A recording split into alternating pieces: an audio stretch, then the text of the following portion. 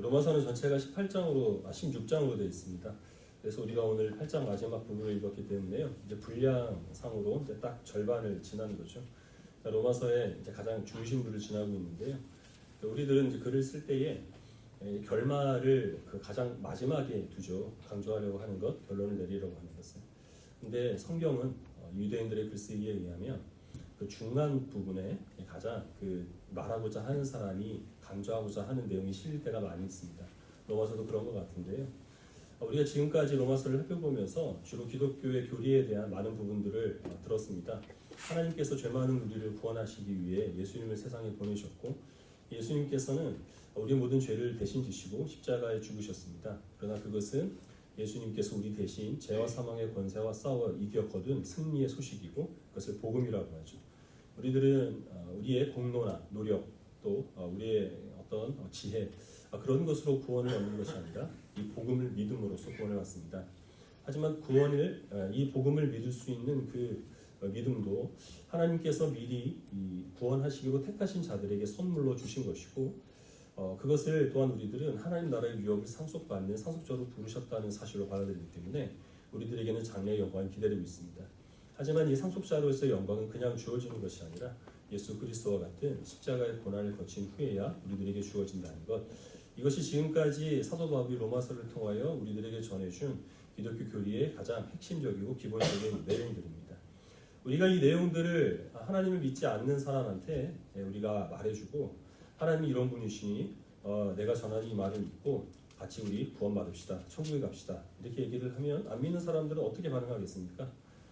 별로 귀담아 들으려고 하지도 않을 것이고요. 귀담아 듣는다고 해도 그게 무슨 말인지를 이해를 하지 못할 겁니다.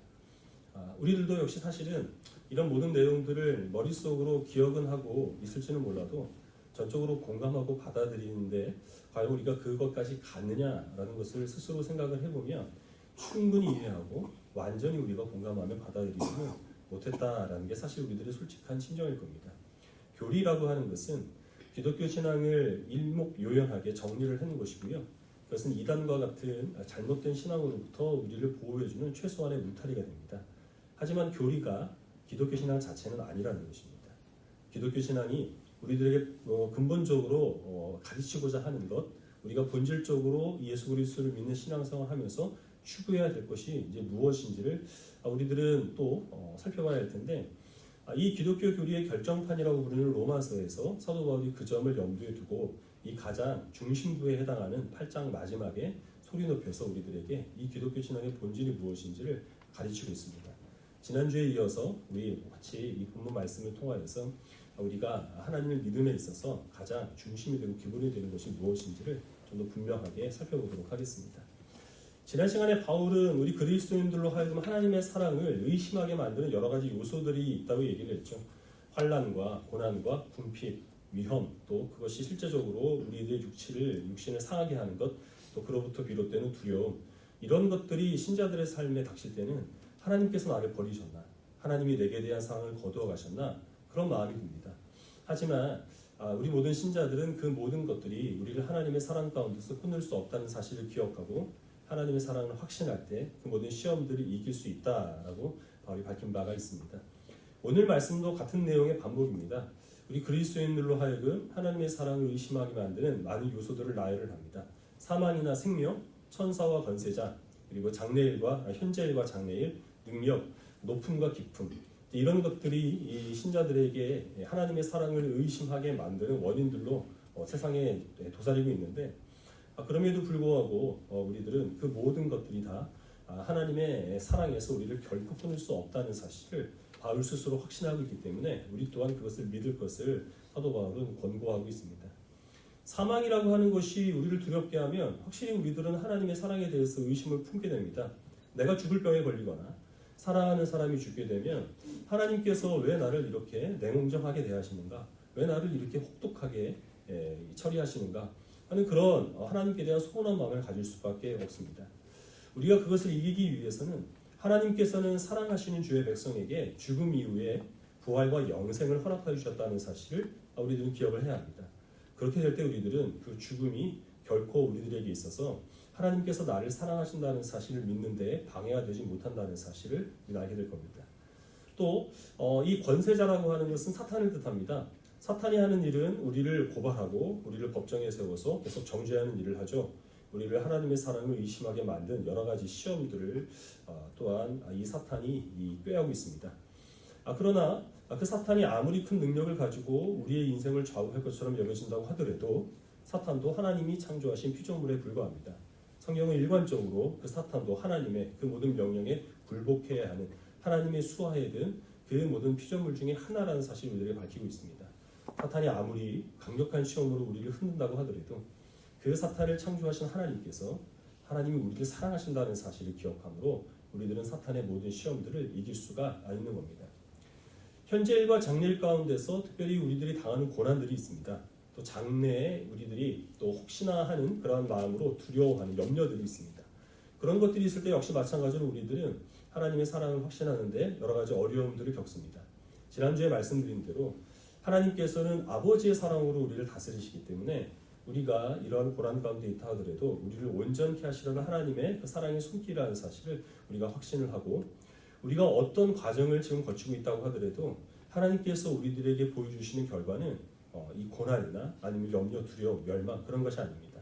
하나님께서 우리들에게 결정하여 주신 우리의 모든 결과는 영광이고 소망입니다. 그 사실을 확신할 때 현재일과 장래일도 우리들에게 있어서 하나님의 사랑을 믿는 데에 아무런 방해가 되지 못한다는 겁니다. 이 능력이라고 하는 것은 이 조금 의미가 모호해서요. 또 여러 가지 해석들이 있는데 아마 그 당시 사람들이 어떤 세상을 주관하고 사람들의 운명을 좌우하는 것처럼 여겨지는 그러한 여러 가지 자연 만물들, 자연 현상들 그런 것들을 뜻하는 것으로 해석을 합니다. 해와 달과 별 아니면 바다, 바람 그런 것들이 해당이 될 텐데요. 사람들은 그런 것을 두려워했습니다. 천재지변이 일어나게 되면 모든 것을 다 잃어버리게 되니까요. 그러나 그 또한 우리를 사랑하신 하나님께서 만드신 피조물에 불과한 것이고요. 기품이나 높음이라고 하는 것은 현재일과 장래일 이런 것과 함께 어우러져서 과거에 존재했던 어떤 것, 지금 존재하는 그 무엇, 앞으로 일어나게 될 그 무엇도 우리를 하나님의 사랑 가운데서 끊을 수 없다는 사실을 강조하기 위해 바울이 지금 여기에 기록해 놓은 것으로 우리는 이해를 합니다. 사망이나 사탄이나 아니면 현재 당하는 고난, 장래의 염려 그런 것들이 성도들로 하여금 하나님의 사랑을 의심하게 만드는 데에 기여한다 하는 것은 우리들이 어려움 없이 받아들일 수 있습니다. 근데 로마서 8장 마지막에서 바울이 들고 있는 것은 이렇게 사망이나 사탄처럼 우리들이 생각하기에도 이거는 하나님의 사랑에서 우리를 끊으려고 하는 것이다 라고 그렇게 여겨지는 악한 것들, 우리가 꺼려 하는 것들 그런 것들만 언급한 것이 아니라는 것이죠. 지금 바울은 생명도 하나님의 우리를 향한 그 사랑을 우리가 의심하는데 그것이 방해가 될 수 있다. 하나님 사랑 확신하는데 방해가 될 수 있다. 이렇게 얘기를 하고 있고요. 사탄뿐만 아니라 천사도 역시 마찬가지로 우리로 하여금 하나님의 사랑을 확신하게 하는 데에 또한 많은 지장을 초래해야 한다. 그렇게 얘기를 하고 있는 겁니다. 현재 우리가 당하는 일, 장래에 또한 우리가 예상하는 그런 일들이 항상 고난이나 염려만 있는 것은 아닙니다.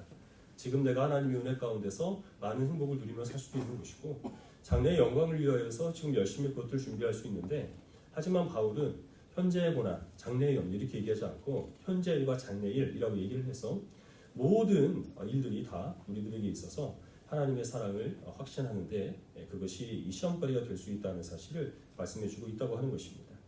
이것이 의미하는 바가 무엇인지 우리 시편 121편 말씀을 통해서 좀 더 살펴보도록 하겠습니다. 시편 121편 1절부터 8절입니다.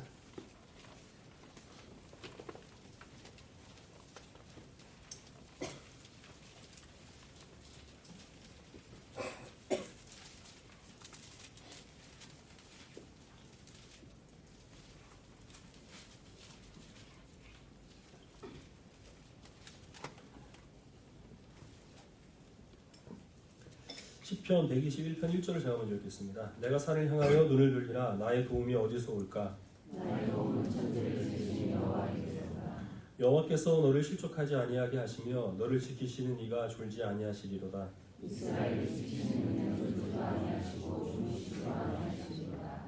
여호와는 너를 지키시는 이시라. 여호와께서 내 오른쪽에서 내 그늘이 되시나니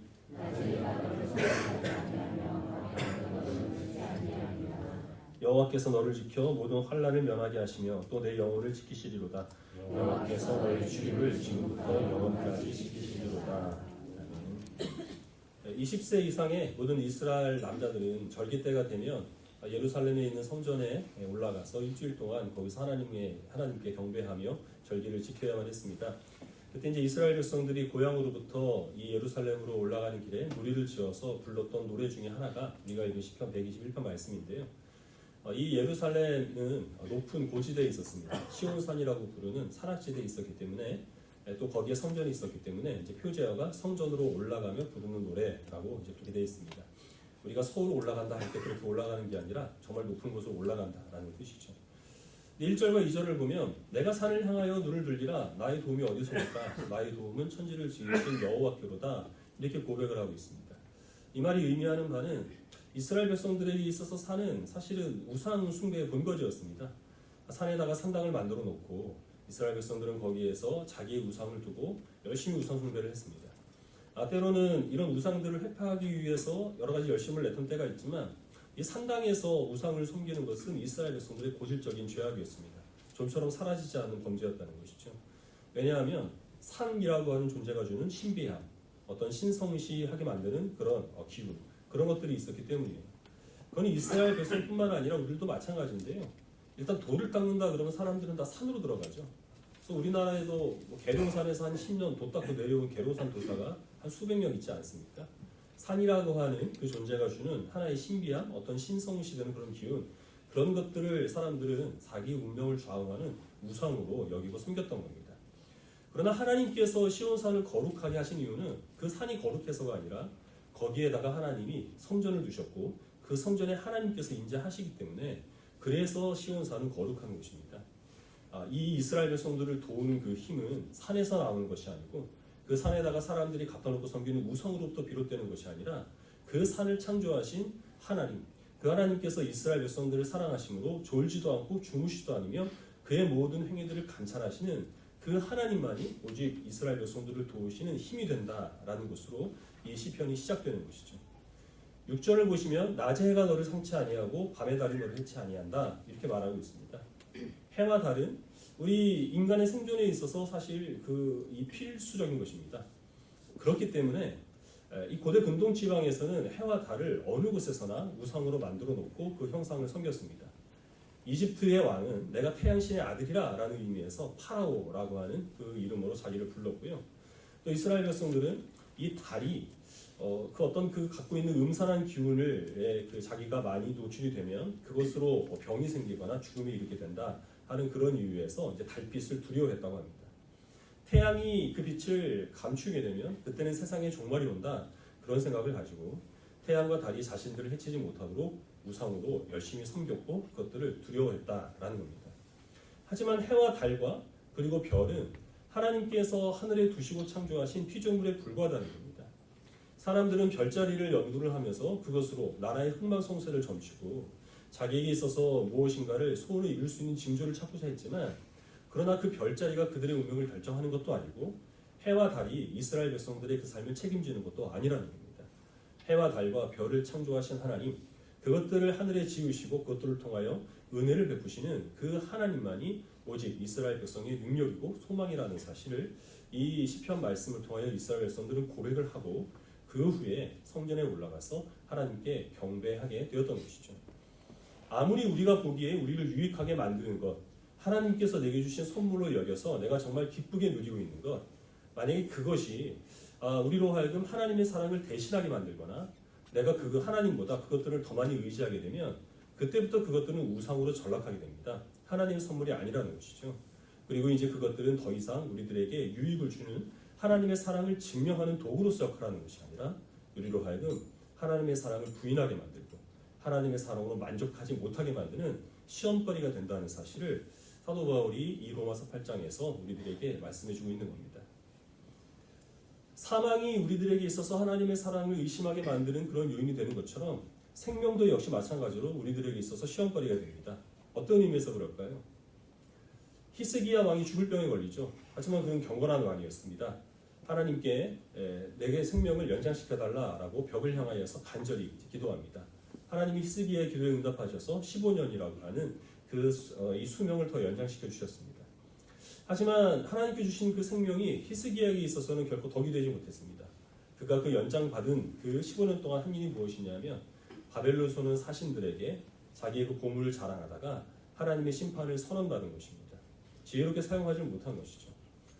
바울이 로마서를 기록할 당시에 그 성도들은 예수 그리스도를 믿는 믿음 때문에 순교를 각오해야만 했습니다.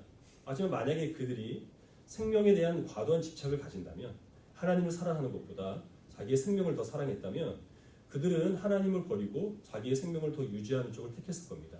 배교의 길을 택했다는 것이죠. 그렇게 되면 생명이라고 하는 것은 결국 하나님의 사랑을 의심하게 만들고 하나님의 사랑을 만족하지 못하게 만드는 하나의 우상이 될 수밖에 없는 겁니다.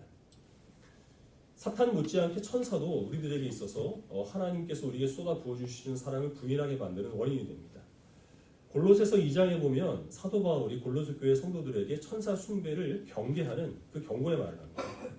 그 당시에 거짓 교사들이 이 성도들을 미혹하기를 하나님은 지극히 거룩하신 분이고 우리는 너무나 연약한 죄인이라는 겁니다. 그래서 죄 많은 우리가 직접적으로 하나님을 경배하는 것은 교만이다. 그럴 수 없다. 그래서 우리와 하나님 사이에 천사들을 우리가 하나님 대신 경배함으로 그것으로 하나님께서 지극히 높으신 하나님을 우리가 섬기는 것을 대신해야 한다. 이렇게 가르쳤던 것이죠. 하지만 죄 많은 우리가 거룩하신 하나님께 직접적으로 나아가게 하시기 위하여서 예수 그리스도께서 십자가에 못 박혀 죽으신 것입니다.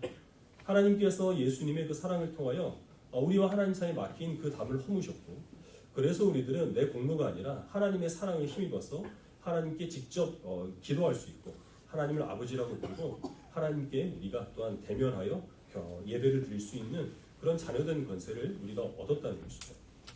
그러나 만약에 우리가 그것을 부인하고 내가 직접적으로 하나님을 섬기는 것은 교만한 것이니까 하나님 외에 천사와 같은 다른 중보자들, 가톨릭처럼 어떤 성인 그리고 또 성모에게 기도하거나 그들을 경배하는 것으로 하나님께 대한 경배를 대신한다는 것은 하나님의 사랑을 부인하는 죄를 범하는 것입니다. 현재일과 장래일은 사실 우리 그리스도인들에게 있어서 가장 강력한 우상 숭배의 그 원인들입니다. 이 성실하게 하나님을 섬겼던 그리스도인이 어느 순간부터 신앙생활을 등한시하게 되는 것, 정말 순수한 마음으로 하나님을 사랑했던 그런 어린아이가 나이를 먹으면서 점점 수종길로 빠지게 되는 것, 이것들은 순간적으로 일어나는 것이 아니라 서서히 일어나게 됩니다. 내 현재의 삶을 주장하시는 하나님의 손길과 내 앞으로의 모든 것들을 예비하신 하나님의 사랑을 의지하지 못하게 될 때, 그때 성도들은 하나님보다는 조금씩 자기가 지금 해야 될 현재의 일과 장래 내가 이루어야 될 그 일에 대해서 더 많은 집착을 갖게 되는 것이고, 그것이 점점 성도들로 하여금 하나님을 멀리하게 만드는 요인들이 된다는 겁니다. 하나님께서 내게 많은 은혜를 주셔서 내가 지금 너무나 많은 즐거움과 만족을 누리고 있다면 그때 사람들은 하나님의 사랑을 더 필요로 하지 않습니다. 그 은혜를 누리게 하신 하나님보다는 하나님께 주신 그 만족함 가운데 깊이 빠지고 그것을 더 많이 누리는 것을 목적으로 하게 되는 것이죠. 앞으로 내가 이루어야 될 여러 가지 일들이 있고 또 그것을 이룰 수 있는 어떤 가능성, 기대, 그런 것들이 성도들의 심령이 충만할 때는 성도들이 바빠집니다. 돈 버느라 바빠지고 공부하느라 바빠지고 사회생활하고 인간관계 형성하느라 바빠지고 내일 일하려면 오늘 쉬어야 되느라 그래서 바빠집니다. 이런 모든 것들은 내가 원하는 것을 이루기 위하여서 또 불안한 요소들, 그런 것들을 최대한 내 힘으로 제거하고자 하는 그런 마음 가운데서 나오는 것인데, 그럼으로써 비롯되는 것은 무엇이냐 하면 결국에는 하나님과의 관계가 끊어지는 겁니다. 어떤 사람이든지 바쁠 때에 가장 먼저 포기하는 것은 하나님과의 관계이기 때문입니다. 과거의 그리스도인들은 바울이 이 지난주에 얘기했던 고난, 궁핍, 환난, 죽음에 대한 공포, 그런 것들 때문에 시험에 걸렸고 그것 때문에 하나님의 사랑을 의심했다면, 오늘날 그리스도인들은 생명과 천사와 현재일과 장래일, 내가 현재 누리는 만족과 장래 내가 이루어야 될 그 일에 대한 기대, 그런 것들이 우리로 하여금 하나님의 사랑을 마음껏 누리고 더 많은 사랑을 우리가 확신하는 데 있어서 방해를 끼치는 우상으로 작용하고 있다는 것을 우리는 기억해야 합니다. 아무리 우리들에게 막강한 권세를 가지고 내가 원하는 소원을 이루어질 것처럼 여겨지는 그 무엇, 아니면 그 어떤 사람이든지 하나님과 교제하고 하나님께 예배하는 것보다 더 우리들에게 많은 즐거움을 주는 것과 같은 그런 어떤 세상의 즐거움이라든지 그 어떤 것도 우리를 향한 하나님의 사랑을 결코 대신할 수 없다는 사실을 기억하시기 바랍니다. 이제 사무엘상 18장 1절부터 5절까지 말씀을 기록하겠습니다. 사무엘상 18장 1절부터 5절입니다.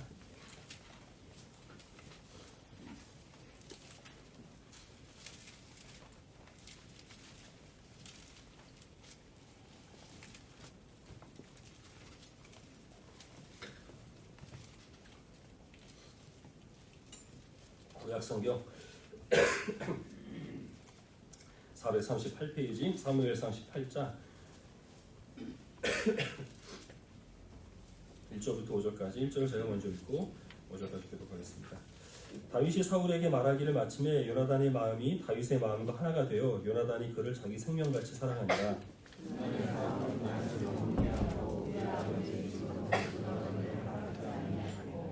요나단은 다윗을 자기 생명같이 사랑하여 더불어 언약을 맺었으며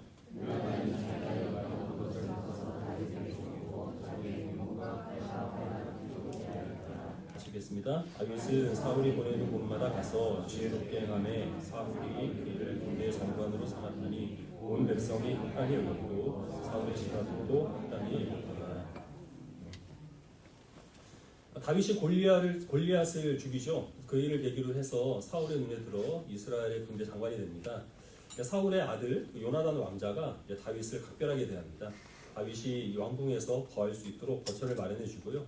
자기의 옷과 칼을 또 그에게 전해줍니다. 이렇게 요나단이 다윗을 각별히 대하는 것을 이제 지금 이 상황을 보면은 흔히 이 남자들 사이에 주고받는 우정이라고 생각할 수 있죠. 근데 이 성경은 무엇이라고 증거를 하느냐 하면 요나단이 다윗을 자기의 생명과 같이 사랑하였다 이렇게 얘기하고 있습니다. 그 뒤에 일어난 일들을 보면 이 다윗과 요나단 사이의 정은 이 단순한 우정이 아니라 사랑이라는 사실을 확인할 수 있는데요. 사울이 다윗을 질투합니다. 그래서 다윗을 죽이려고 하는데 요나단은 아버지를 거역하고 아버지를 배반하면서 그 다윗을 보호합니다. 지금 요나단은 왕자입니다. 그래서 사울이 계속해서 이 왕위에 있다가 자연스럽게 죽으면은 이 왕의 자리는 요나단에게 오는 것이거든요. 근데 지금 백성들은 사울보다는 다윗을 더 왕으로 모시려고 하고 다윗을 더 신뢰하고 있는 그런 상황입니다. 다윗이 계속해서 살아있다고 하는 것은 요나단에게 있어서는 큰 위험 부담이 되는 거죠. 다윗이 왕이 되면 내 아버지뿐만 아니라 나의 목숨 그리고 나의 가족의 목숨까지 위험해질 수 있고 내게 돌아갈 왕의 자리가 다윗에게 넘어갈 수 있는 굉장히 위험한 존재입니다.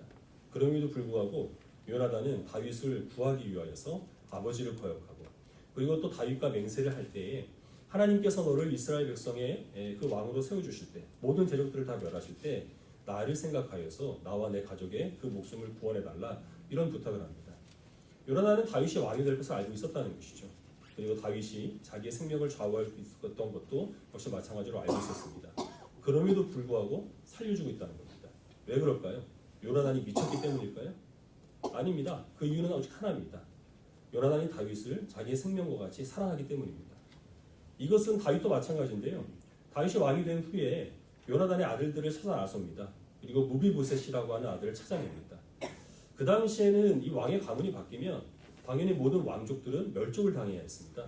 혹시 모를 반란의 불씨를 남겨두면 안 되는 것이거든요. 근데 다윗이 왕이 되었을 때는 왕권이 몹시 약할 때입니다. 유다 지파 외에 다른 지파들은 좀처럼 다윗에게 마음을 주지 않으려고 했고 사울이 속한 베냐민 지파는 아예 대놓고 다윗을 대적하고 있는 그런 때였습니다. 그런데 사울의 손자가 살아있다 하는 그런 소식이 사람들에게 전해지게 되면 언제든지 반란이 일어날 수 있는 그런 불안한 요소거든요. 그럼에도 불구하고 다윗은 무비보셋을 자기의 왕궁으로 들어오게 해서 자기 아들들과 같은 상에서 밥을 먹게 합니다. 이것은 무비보셋을 자기 아들로 삼았다는 것입니다. 다윗이 왜 그럴까요? 다윗이 좀처럼 이 이해 타산에 어두운 이 계산에 밟지 못한 미련한 사람이기 때문에 그렇겠습니까? 그렇지 않습니다. 다윗은 굉장히 영악하고 정치적인 사람입니다. 그럼에도 불구하고 무비보셋을 살려준 이유는 오직 하나입니다. 요나단을 사랑하기 때문에 그렇습니다.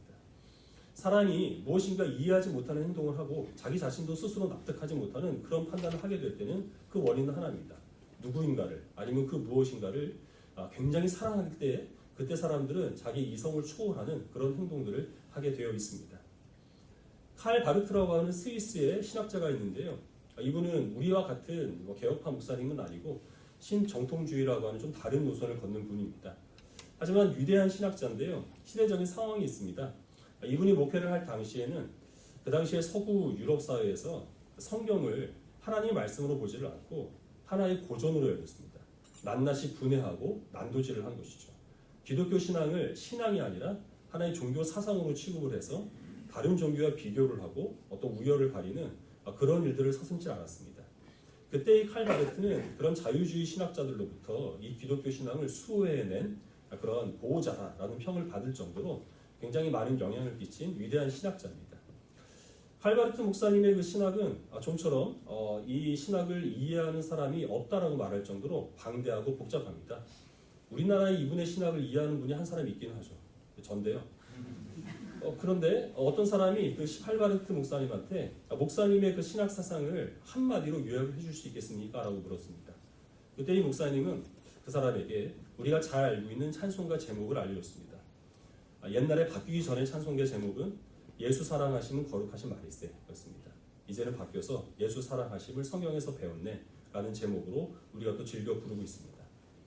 성경이 말씀하고 있는 모든 지식들, 교리가 가르치고 있는 모든 교훈, 그것들이 목적지로 우리들에게 가르치는 것은 한 곳입니다. 하나님께서 우리를 사랑하신다는 것입니다. 이런 모든 신앙생활과 종교적인 열심, 그런 것들이 우리를 인도하는 것도 오직 한 곳입니다. 하나님께서 우리를 사랑하셔서 그 아들을 주시기까지 모든 희생을 서슴지 않으셨다라는 것입니다. 하나님이 그 전능하신 분이 우리를 구원하시기 위해 그 아들을 십자가에 못 박는 미련하고 그리고 터무니없는 그 방법을 택하셨는가? 우리는 죽었다 깨어나도 그 이유를 이해할 수 없습니다. 하지만 하나님께서 우리를 사랑하신다라는 사실을 확신하게 되면 우리는 이해하지 못해도 예수님의 십자가를 감사로 받아들일 수가 있습니다.